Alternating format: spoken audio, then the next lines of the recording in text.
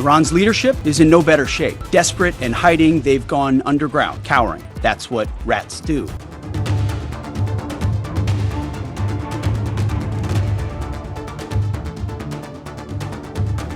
افزایش هست این نتیجه عملکرد آمریکا و اسرائیل در منطقه.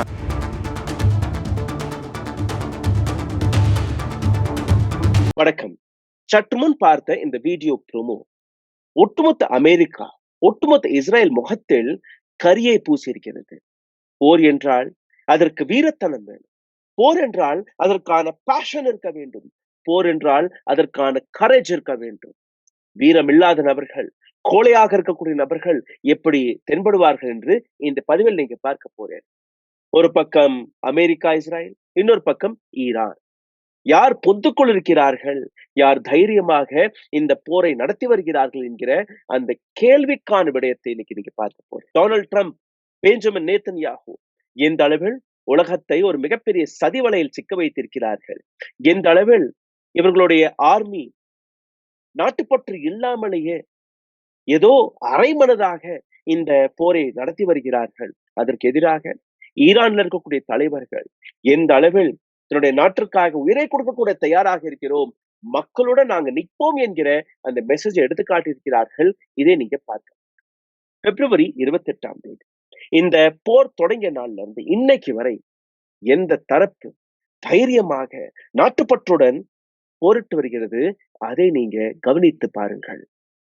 Donald Trump கையில் தான் இதற்கான ரிமோட் கண்ட்ரோல் இருப்பதாக ஒரு வதந்தியை பரப்பினார்கள், ஒரு கட்டுக்கதை எடுத்து காட்டினார்கள், ஒரு நெரட்டிவை செட் செய்தார்கள். ஆனால் உண்மை என்ன? அலி கமனே அவர்களுடைய மரணத்திற்கு பின் அவருடைய மகனான முஸ்தபா கமனே கையில் சட்டம் மாறியது, பவர் மாறியது. இன்னைக்கு அவர் கையில் தான் இந்த போருக்கான ரிமோட் கண்ட்ரோல், இந்த போருக்கான லகாம் சாட்டை மாறிவிட்டது. அதற்கான அர்த்தத்தை இன்னைக்கு நீங்க புரிந்து கொள்ள வேண்டும். கோழைத்தனமான போர், கோழைத்தனமான லீடர்ஸ்கள் எப்படி இருப்பார்கள், அதற்கான உதாரணத்தை நான் உங்களுக்கு எடுத்து காட்டுகிறேன். அமெரிக்காவின் US defence secretary Pete Hegseth Donald ட்ரம்பிற்கு மிக நெருக்கமாக இருக்கக்கூடிய நபரா, எந்த அளவில் வாயில் வருவது எல்லாத்தையுமே கக்கியிருக்கிறார், எந்த அளவில் ஒரு நாட்டுக்கு எதிராக கோழைத்தனமான வார்த்தைகளை வெளிவிட்டிருக்கிறார். அதற்கு பதிலாக ஈரானின் தலைவர்கள் என்ன சாகசத்தை செய்தார்கள், அதையும் நான் உங்களுக்கு எடுத்து காட்டப் போகிறேன். முதலில் இந்த நபர் பேசிய கோழை வார்த்தைகளை கேட்டுவிடுங்க. Iran's leadership is in no better shape. Desperate and hiding, they've gone underground, cowering.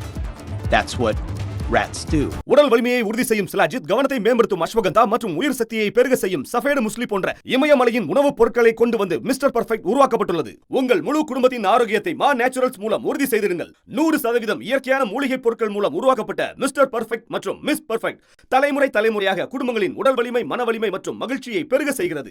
உங்கள் மகிழ்ச்சியான பயணத்தை துவங்க www.manaturals.com என்ற இணையதளத்தை பார்வையிடவும் அல்லது வாட்ஸ்அப் எண்ணிலும் தொடர்பு கொள்ளலாம்.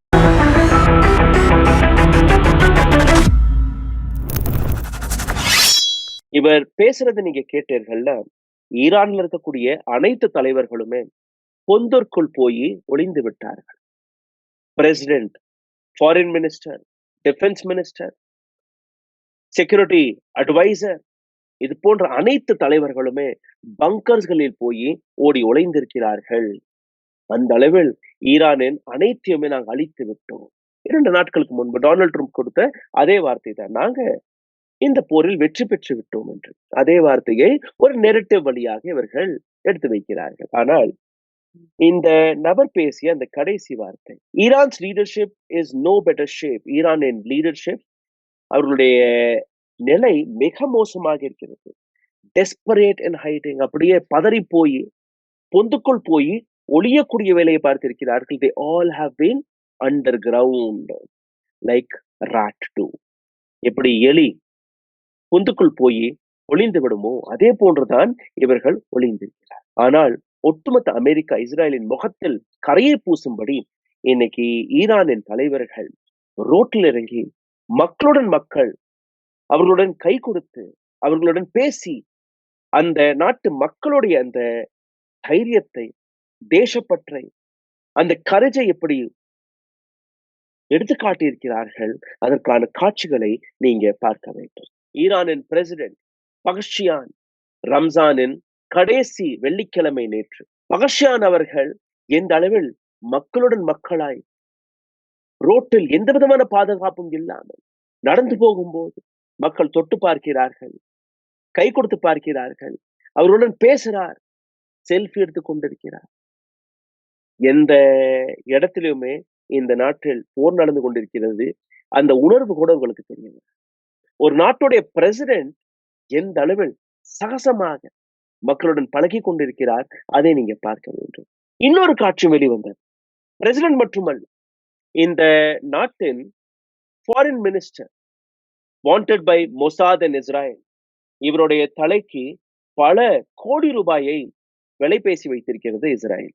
தலையை கொண்டு வரக்கூடிய நபருக்கு அல்ல சுட்டு கொள்ளக்கூடிய நபருக்கு பல கோடி ரூபாயை நாங்க கொடுக்க போகிறோம் என்று மொசாதோடைய டைரக்ட் ஹிட் லிஸ்ட்ல இருக்கக்கூடிய இவரும் நேற்று ரம்ஜான் மாதத்தின் கடைசி வெள்ளிக்கிழமை அன்று மக்களுடன் போய் நிற்கிறார். எந்த பாதுகாப்பும் இல்லை. பாதுகாப்பில் இருந்தால் கூட மக்களை போய் சந்திப்பதோ இல்ல மக்களிடம் போய் பேசுவதற்கோ எந்த விதமான தடயமும் கிடையாது. நீங்க பாருங்க, அந்த வீடியோ பார்த்தாலே உங்களுக்கு புரிய வரும் எவ்வளவு நெருக்கமாக மக்கள் அவருடன் போய் பழகி கொண்டிருக்கிறார். எப்ப எங்க இருந்து கொண்டு வந்து பாயும், எங்க இருந்து மிசைல் வந்து தாக்கும், எந்த விதமான பயமும் கிடையாது. அவருடைய முகத்தை பாருங்கள், ஒரு மைல்டு சிரிப்பு தான் இருக்கிறது.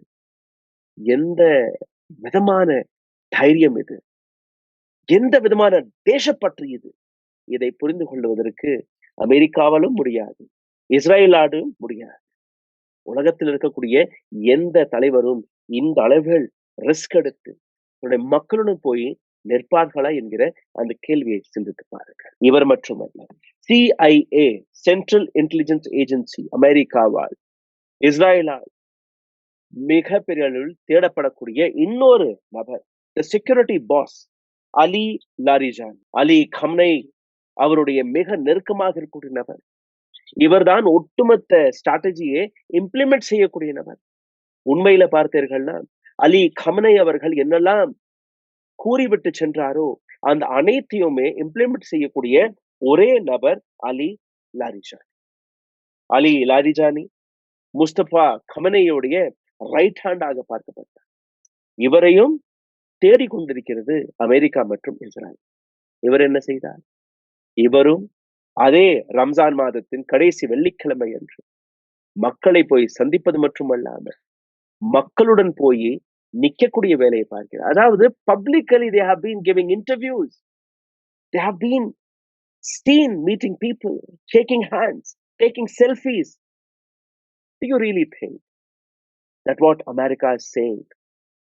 இவர்கள் எலி பொந்துக்குள் போய் ஒளிந்திருக்கிறார்கள் அல்ல அண்டர் கிரவுண்ட் ஆகிவிட்டார்கள். ஆனால் உண்மையில என்ன நடக்கிறது அதை நீங்க பார்க்க வேண்டும். எந்த பெஞ்சமின் நேத்தன்யாகு, இஸ்ரேலின் பிரைம் மினிஸ்டர், தைரியமான நபர், இவரை தாண்டி பலசாலியாக யாரும் இருக்க முடியாது என்கிற பல நபர்கள் இவரை கொண்டாடி வருகிறார். இந்தியாவிலும் இவருக்கு பூஜையெல்லாம் நடக்கிறது, தங்கிகள் பூஜையெல்லாம் செய்து வருகிறார்கள்.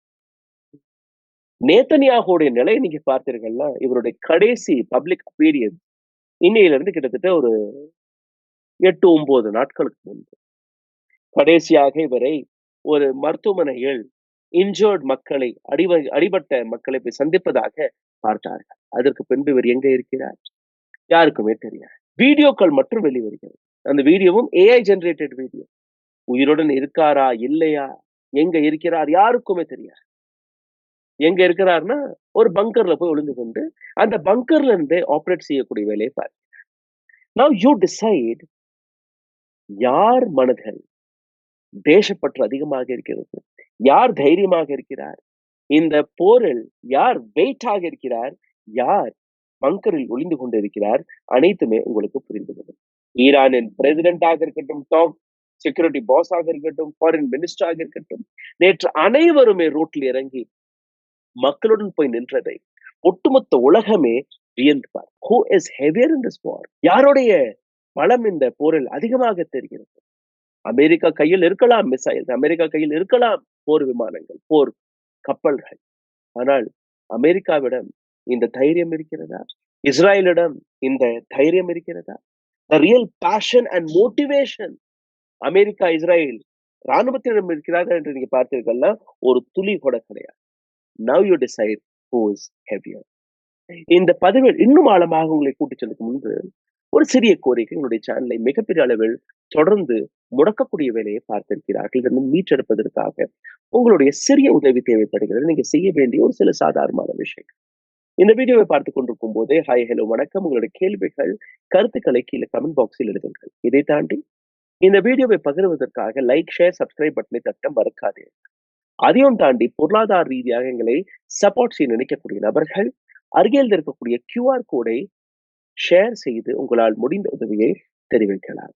இதை செய்தாலே போதும் எங்களுடைய சேனலை மிகப்பெரிய அளவில் உங்களால் காப்பாற்றவும் முடியும், பகிரவும் முடியும். கடந்த 24 மணி நேரத்தில் ஈரான் அமெரிக்கா மீது நடத்திய ஒரு மிகப்பெரிய தாக்குதலை பற்றியும் கொஞ்சம் கேட்டுக்கொள்ளுங்கள். பல லட்சம் கோடி ரூபாய் செலவில் உருவாக்கப்பட்ட KC-135 மல்டி பில்லியன் டாலர் மதிப்பில் இருக்கக்கூடிய இந்த ரீஃபியூலிங் ஏர்கிராஃப்ட் கிராஷ் ஆகி, இந்த ரீஃபியூலிங் ஏர்கிராஃப்ட் போர் விமானங்களுக்கு எண்ணெய் சப்ளை செய்யக்கூடிய வேலையை பார்க்குமா, இந்த போர் விமானம் கிராஷ் ஆகிவிட்டது. இது மட்டுமல்ல, இன்னொரு ரீஃபியூலிங் ஏர்கிராஃப்டும் தீப்பற்றி எரிந்து விட்டது. 2 மிக முக்கியமான ஏர்கிராஃப்ட் அமெரிக்காவுடைய ஏர்கிராஃப்ட் சேதமடைந்திருக்கிறது.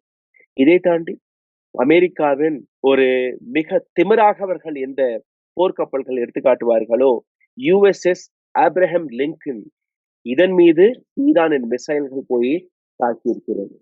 இதையும் தாண்டி USS ஃபோர்ட், அதில் தீப்பற்றி எரிந்து விட்டது. சிந்தித்து பாருங்கள் அமெரிக்காவுடைய நிலை எந்த அளவில் இருக்கிறது என்று. அரப் சீலிருந்து மெடிட்டரேனியன் சி வரை ஒட்டுமொத்த இடத்தில் அமெரிக்காவுடைய ஆதிக்கம் இருப்பதாக அவர்கள் கூறினார்கள். ஆனால் இன்னைக்கும் ஸ்ட்ரேட் ஆஃப் ஹார்மோஸில் ஈரானின் இஸ்லாமிக் நேவியோடைய கண்ட்ரோல் தான் இருக்கிறது. அமெரிக்க ராணுவ படையால், நேவியால் இந்த ஸ்ட்ரேட் ஆஃப் ஹார்மோஸ் அந்த அக்கம் பக்கத்தில் கூட போக முடியவில்லை. ஏன்னா அங்க இருக்கக்கூடிய ராணுவ படை வீரர்கள், நேவி ஆபீசர்கள் பதற்றத்தில் இருக்கிறார்கள். நாங்க போக மாட்டோம் என்று மறுக்கிறார்கள். நீங்க உத்தரவை போட்டால் போட்டுக் கொள்ளுங்கள், அங்க போனா அடிவாங்க.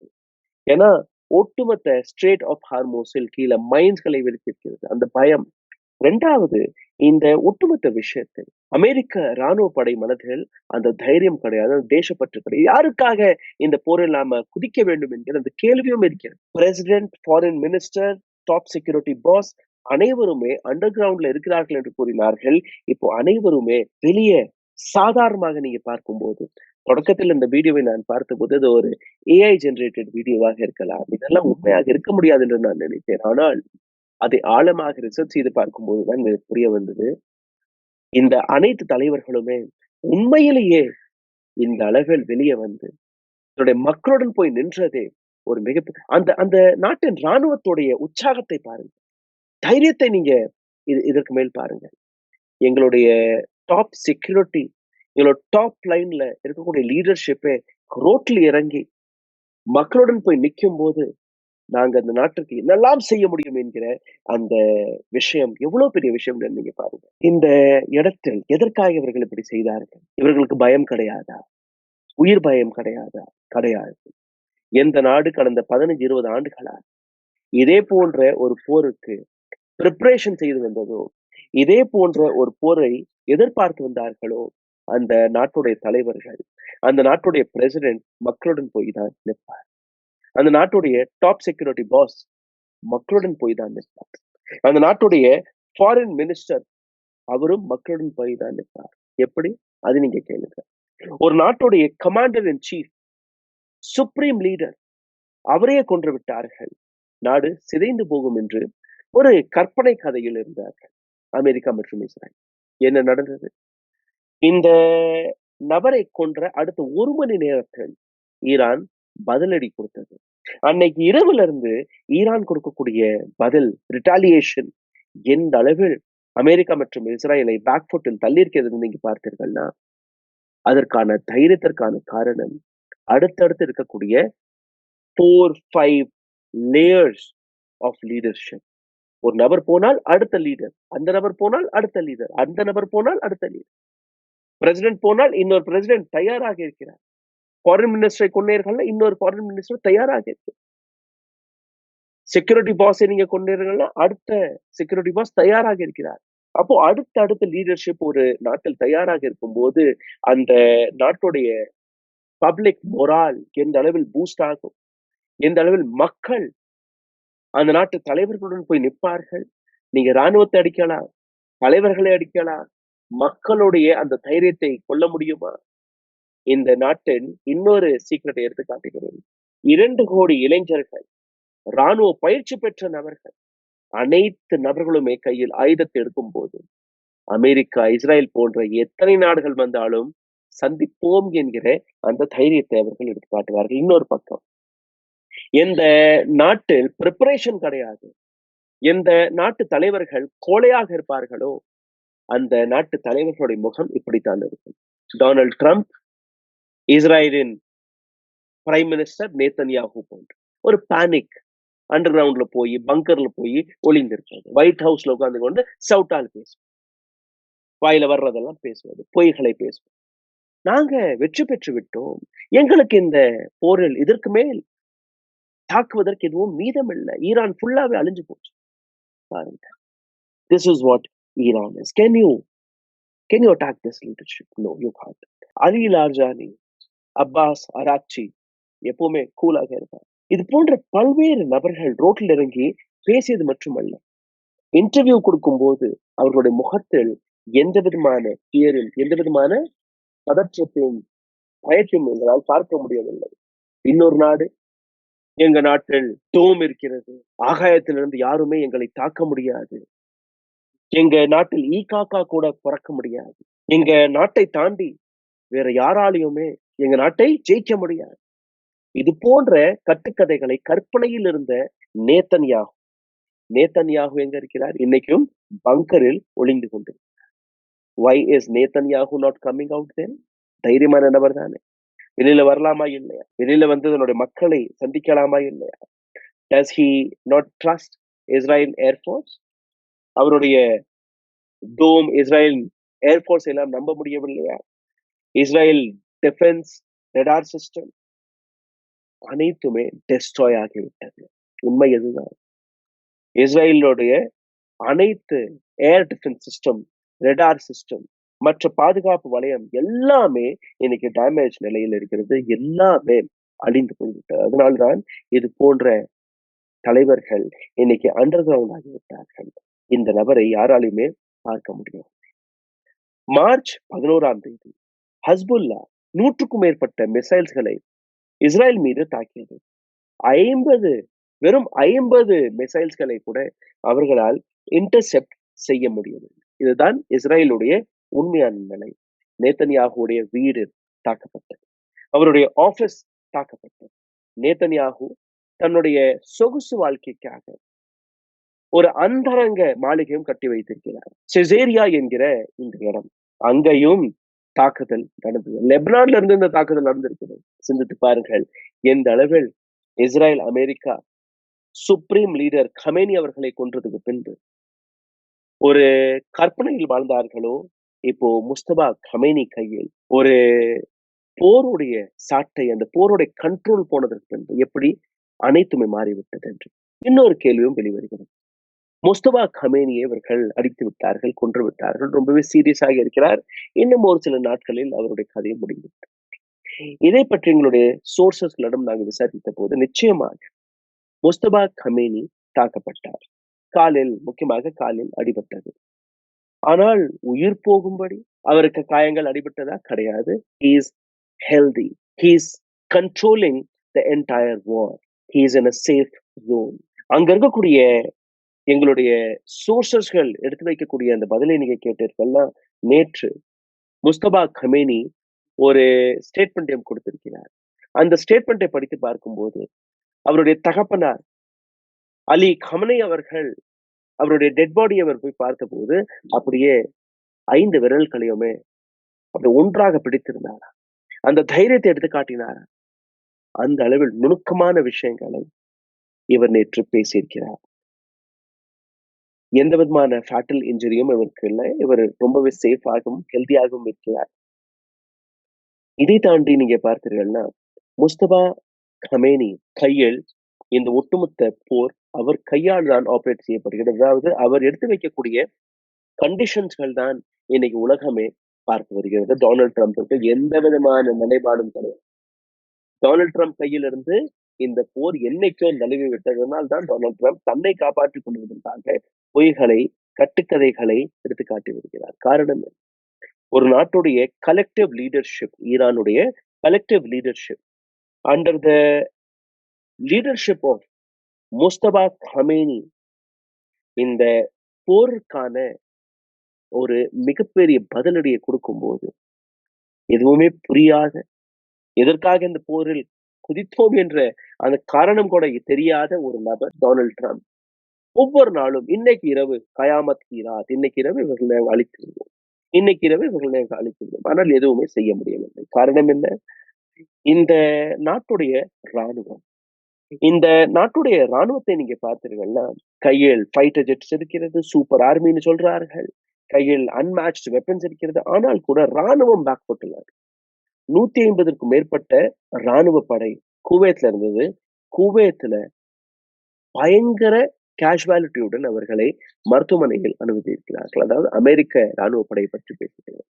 குவைத், கத்தர், பஹ்ரைன், ஓமான், UAE, இது மட்டுமல்ல ஐரோப்பிய நாடுகள், இட்லி நேற்று நாங்க அமெரிக்கா படையை இல்ல அமெரிக்காவுடன் நாங்க கைகோர்க்கவே முடியாது, நாங்க பேக்ஃபுட்டில், நாங்க பின்னாடி போறோம், ஈரான் மீது நாங்க தாக்குதலை நடத்த மாட்டோம். ஸ்பெயின் நாடு அதை கூறியிருக்கிறது, பிரிட்டன் நாடு கூறியிருக்கிறது, பிரான்ஸ் கூறியிருக்கிறது. அப்போ ஒவ்வொரு நாடுகளுமே டொனால்ட் ட்ரம்பை எந்த அளவில் கேள்வி கேட்கிறார்கள். எதற்காக அமெரிக்க ராணுவ படை இந்த போரில் முழு மனதுடன் இறங்கவில்லை? எதற்காக அவர்கள் பயப்படுகிறார்கள் என்று பார்க்கிறீர்கள்? அதற்கான 3 காரணங்கள். முதல் காரணம், கிளியர் ஆப்ஜெக்டிவ் தெரியாது. எதற்காக இந்த போரை அவர்கள் ஈடுபட வேண்டும், எதற்காக இந்த போரில் அவர்கள் குதிக்க வேண்டும், எந்த விதமான விளக்கமும் அவர்களுக்கு கிடையாது. 2வது, மோட்டிவேஷன் கிடையாது. லீடர்ஷிப், ஒவ்வொரு நாளும் பொய் பேசக்கூடிய லீடர் டொனால்ட் ட்ரம்ப் போன்ற தலைவர். நேதன்யாகு தன்னுடைய அரசியல் லாபத்திற்காக நாட்டு ராணுவத்தை, நாட்டு மக்களை இந்த அளவில் சிக்கலில் இழுத்து விட்டனர். அதாவது எந்த விதமான மோட்டிவேஷனுமே இல்லாத ஒரு லீடர்ஷிப் அங்கு. எப்படி ஈரானின் தலைவர்கள் ரோட்டில் இறங்கி மக்களை போய் சந்தித்தார்களோ, எந்த அளவில் மோட்டிவேஷன் கிடைத்திருக்கிறது இவர்களுக்கு? எந்த விதமான மோட்டிவேஷனும் கிடையாது. செயின் ஆஃப் கமாண்ட், ஒரு கண்ட்ரோல், ஒரு யூனிஃபார்ம்டான கமாண்ட் ஈரானில் இருக்கிறது. லீடர்ஷிப் கமாண்ட் இருக்கிறது, இங்க கிடையாது.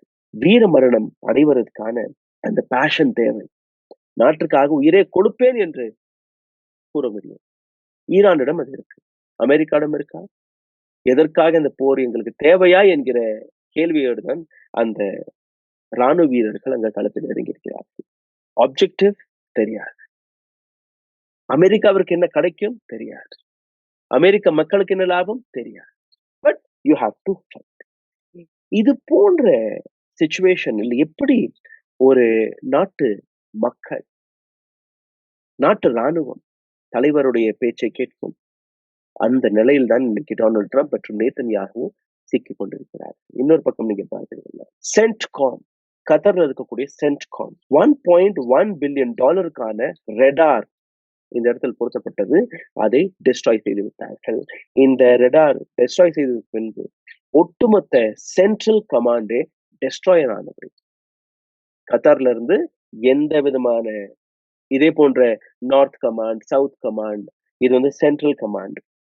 இங்க இருக்கக்கூடிய FPS-132 ரெடார் ஹிட் ஆன உடனேயே ஒட்டுமொத்த அமெரிக்க கையிலிருந்து இந்த போர் நழுவி விட்டது. இது மட்டுமல்ல, நேதன்யாகுடைய, அதாவது டொனால்ட் ட்ரம்ப் தொடர்ந்து நாங்க எப்படியாவது ஒரு எஸ்கேப் ரூட்டை பார்க்கணும், எப்படியாவது இந்த போர்ல இருந்து வெளியில வர வேண்டும் என்கிற ஒரு முடிவில் தான் இருக்கிறேன். ஏன்னா அங்க இருக்கக்கூடிய எக்ஸ்போர்ட்ஸ் எல்லாருமே கூறிவிட்டார்கள், மக்கள் கேள்வி கேட்கிறார்கள், எதற்காக இந்த போர் நடக்கும்.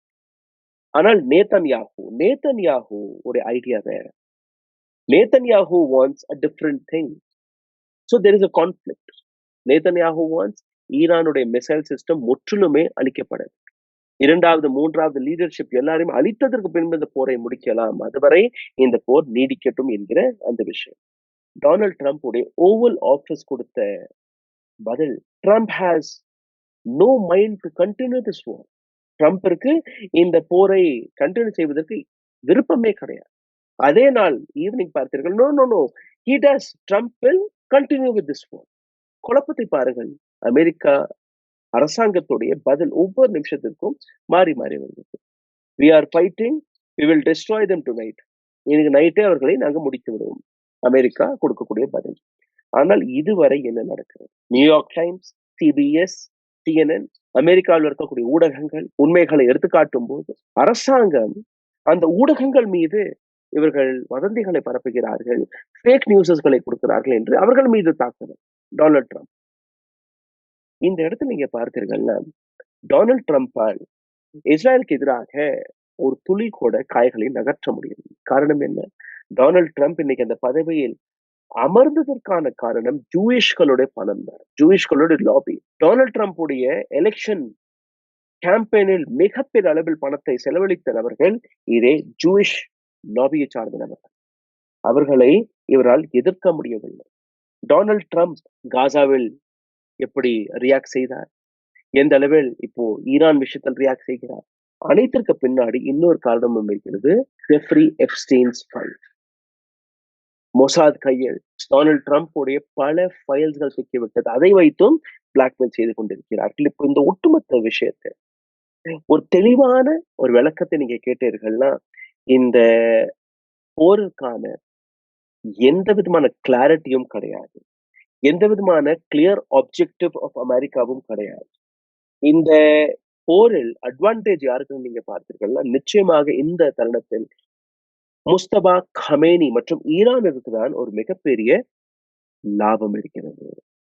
எப்படி நீங்க பாருங்க, ஃப்ரைடே ஆஃப் ரமதான், கடைசி ஃப்ரைடே, ரம்ஜானுடைய கடைசி ஃப்ரைடே, இமாம் கமேனி அவர்கள் இப்போ இருக்கக்கூடிய சுப்ரீம் லீடர், இவருடைய தகப்பனாரான இமாம் கமேனி அவர்களுடைய இஸ்லாமிக் ரெவல்யூஷனுடைய ஒரு மிக முக்கியமான அங்கம்.